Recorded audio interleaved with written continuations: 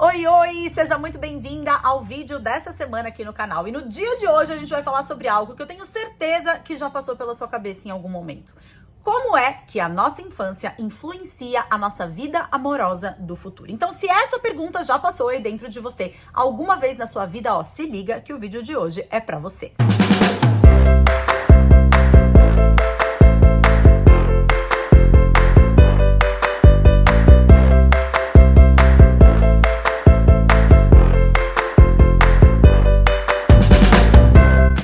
Que a gente precisa falar é que o amor, ele envolve 3 elementos que estão presentes todos os dias nas nossas relações.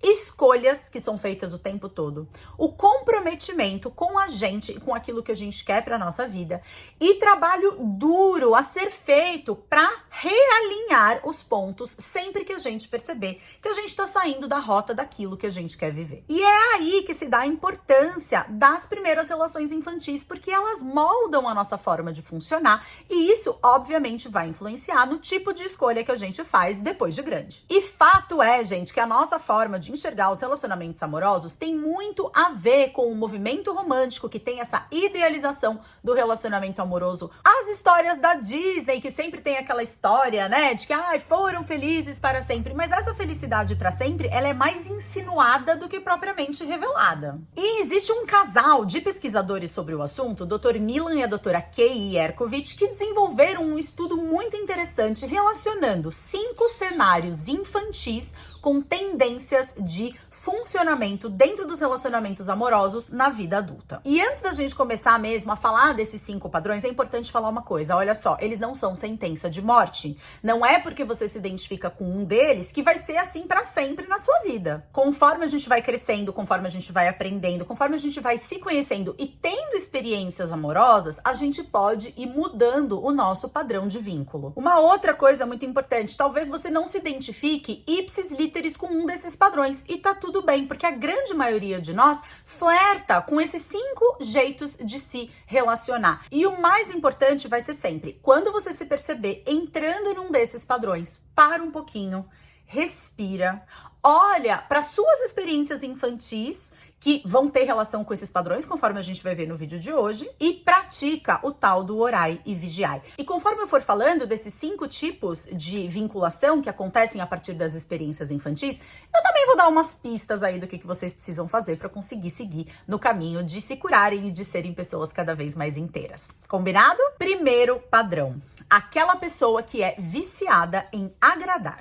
Essas pessoas geralmente foram crianças que lá na infância viviam num ambiente meio que de constante tensão e que desenvolveram essa habilidade de estar preocupada com o que os outros estão sentindo e como os outros estão o tempo todo para evitar feedback negativo e acúmulo de tensão. São pessoas que são muito especialistas em reconhecer como agradar aos outros, mas elas têm uma péssima bússola interna para saber quando elas estão sendo satisfeitas ou não. Se por acaso elas estão numa situação em que elas se sentem desconfortáveis, porque 2 pessoas estão meio estremecidas ou não estão se relacionando tão bem, elas mais do que depressa compram para si a briga e tomam para si a responsabilidade de harmonizar aquela situação. Elas têm muita dificuldade de dizer não e tem muita dificuldade também de se reconhecerem diante de emoções negativas, porque essas emoções negativas, se elas não forem varridas para debaixo do tapete, elas podem significar lá na frente algum tipo de tensão para aquele cenário ou para aquele sistema. E essas pessoas, gente, elas estão sempre pedindo desculpas, mesmo que de repente elas não tenham culpa, porque elas estão sempre se colocando no lugar do outro para sacar o que agradaria a outra pessoa. Mas o comprometimento dela não é com ela mesma. E a pegadinha desse tipo é que quando elas percebem que elas não estão conseguindo agradar todos o tempo todo, elas somem, desaparecem. São aquelas pessoas que simplesmente se afastam dos relacionamentos porque não conseguem suportar a angústia de falhar nessa missão. E obviamente que para construir relacionamentos saudáveis e duradouros, essas pessoas elas vão precisar aprender a focar mais nos seus próprios sentimentos, na sua própria experiência de contentamento ou não, e tirar um pouco o foco do que é bom para o outro, começar a se perguntar, poxa, o que será que é bom para mim? Segundo padrão, a vítima. A vítima veio de uma infância caótica, de um lar desestruturado, com pais agressivos, violentos e sobrevivência para essas pessoas foi aprendida como a necessidade de chamar o mínimo de atenção possível para ficar fora do radar. E como era muito difícil estar presente no momento presente, porque o momento presente representava uma grande turbulência emocional,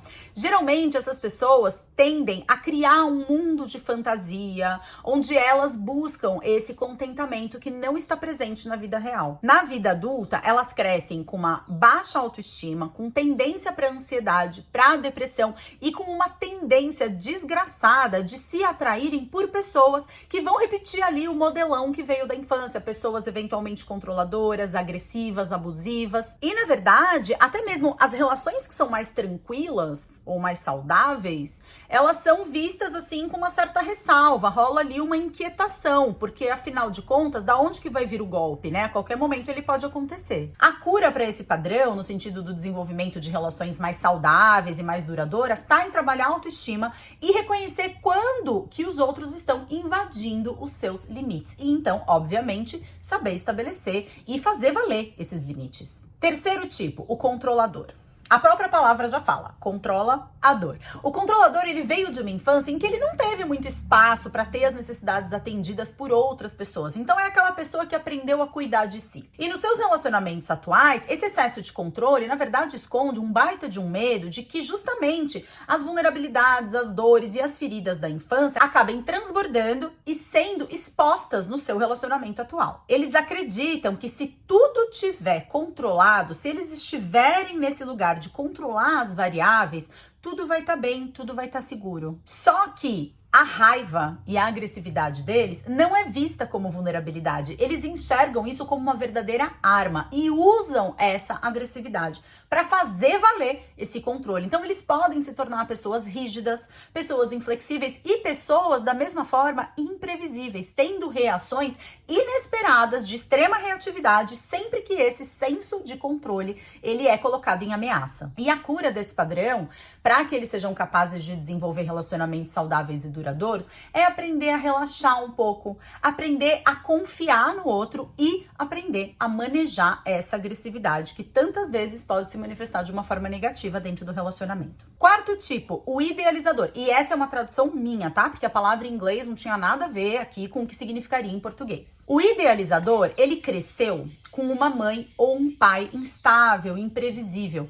E ele nunca estava, de verdade, no centro da atenção. Ele não se enxergou sendo prioridade dentro desse núcleo familiar. E sem esse afeto consistente, eles acabam desenvolvendo um padrão que é assim, baseado no pânico do abandono. E aí, na vida adulta, quando eles começam a se relacionar com alguém, eles idealizam essa relação, como se essa relação fosse a relação na qual finalmente eles fossem experimentar aquele amor seguro, consistente, de se sentir importante dentro da relação. Só que isso tudo é feito muito rápido, ou seja, eles acabam projetando nas suas relações essas super expectativas. A outra pessoa acaba sentindo esse excesso de energia em cima delas e quando eles se frustram, quando por acaso aquilo que eles criaram enquanto idealização na cabeça deles não se concretiza, bem, é a mesma ferida de abandono e de rejeição que é chamada à tona. E eles tendem a ser pessoas bem noiadas, assim, sabe? São aquelas pessoas que estão o tempo todo checando, tá tudo bem, tá tudo certo,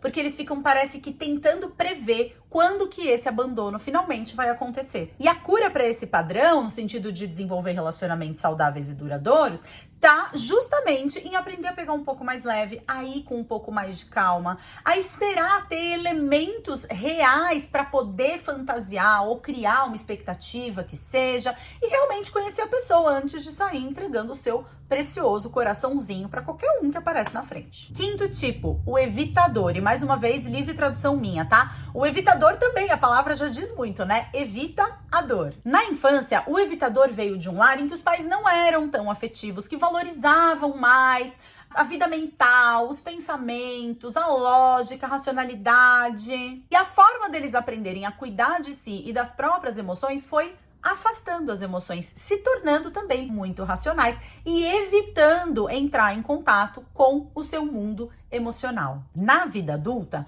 essas pessoas, elas gostam de ter o seu espaço, elas valorizam a lógica, a racionalidade, não conseguem lidar com pessoas que manifestam as suas emoções de uma forma muito intensa, porque isso desperta nelas a própria falta de conexão com aquilo que se passa dentro delas de verdade. E a cura para que relacionamentos saudáveis e duradouros sejam desenvolvidos é justamente mergulhar um pouco mais nesse mundo interno, perceber de que forma é possível verbalizar, expressar as suas emoções e se comunicar de forma mais honesta, exigindo menos que as coisas façam apenas sentido. E aí, se identificou com qual? Tem um padrão determinante ou também oscila entre todos esses tipos de comportamento? Me conta aqui embaixo nos comentários. E não deixa de indicar esse vídeo também para quem você sente que vai gostar desse assunto, tá bom? Tem links importantes aqui embaixo na descrição desse vídeo, não deixa de olhar e a gente se vê na semana que vem.